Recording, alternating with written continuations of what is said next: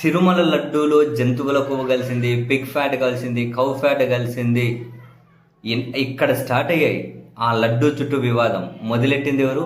స్వయాన ముఖ్యమంత్రి గారి దగ్గర నుంచి ఇంకా మొదలు పెడితే ఉప ముఖ్యమంత్రి, కీలక మంత్రులు, వాళ్ళ మంది మార్బలం దారుణంగా ఇది అక్కడ తిరిగి ఇక్కడ తిరిగి మొత్తమే సుప్రీంకోర్టుకు వచ్చి సిబిఐ ఇంటర్వెన్షన్ వచ్చి ఫైనల్గా వాళ్ళు దీంట్లో తేల్చింది ఏంటి, కొందరు ఇక్కడ పనిచేసే ఉద్యోగులు కుమ్మక్కయ్యారు.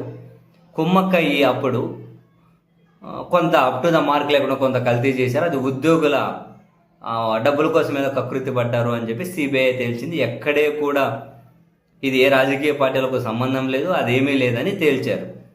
మరి అప్పుడే చాలా పెద్ద డిమాండ్స్ వచ్చాయి.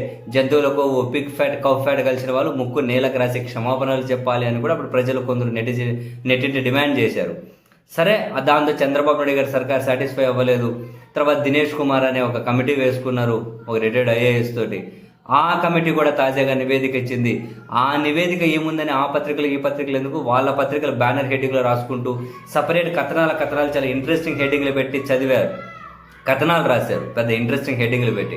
అవి మొత్తం మనం 1కి 10 సార్లు తిప్పేసి చదివినా మొత్తం అధికారులదే తప్పు, ఎవరి బాధ్యత లేదు, ఎవరి ఇన్వాల్వ్మెంట్ ఎక్కడా లేదు, ఎవరు దీనివల్ల ప్రయోజనం పొందింది లేదు, ఇది కుట్రపూరితంగా చేసింది ఎక్కడా లేదు అని దినేష్ కుమార్ కమిటీ కూడా ముఖ్యమంత్రి గారికి నివేదిక ఇచ్చారు అని చెప్పే ఉంది. కానీ చైర్మన్గా ఉన్న వాళ్ళు మానిటరింగ్ చేయలే, ఇంకొకరు మానిటరింగ్ చేయలే, అంతవరకు ఏమైనా ఉందేమో. కానీ ప్రతిదీ కూడా మానిటరింగ్ చేసుకుంటే వెళ్ళరు, దానికోసం అధికారులు ఉన్నారు. అండ్ సిబిఐ ఏం చెప్పిందో అనిల్ కుమార్ సింఘాల్ని ప్రధానమైనటువంటి అంటే ఆయన నిర్లక్ష్యం వహించారు అని, దినేష్ కుమార్ కమిటీ కూడా అదే నిర్లక్ష్యం వహించారనే చెప్పారు. మరి కొందరు అధికారులు వాళ్ళు చంద్రబాబు నాయుడు గారి పీరియడ్ నుంచే పనిచేసే వాళ్ళే ఉన్నారు. మరి ఇప్పుడు వీళ్ళు తేల్చిందేంటి? ఇప్పుడు ఇది చంద్రబాబు నాయుడు గారు నియమించుకున్న దినేష్ కుమార్ కమిటీ కూడా తేల్చిందేంటి? ఇప్పుడు Pig fat, cow fat, fish fat అని చెప్పి అన్న వాళ్ళు ఏం మాట్లాడతారు?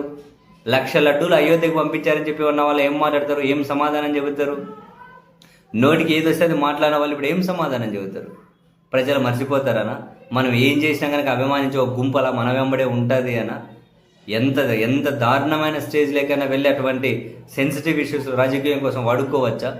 ఏం సమాధానం చెబుతారని ఇప్పుడు వీళ్ళు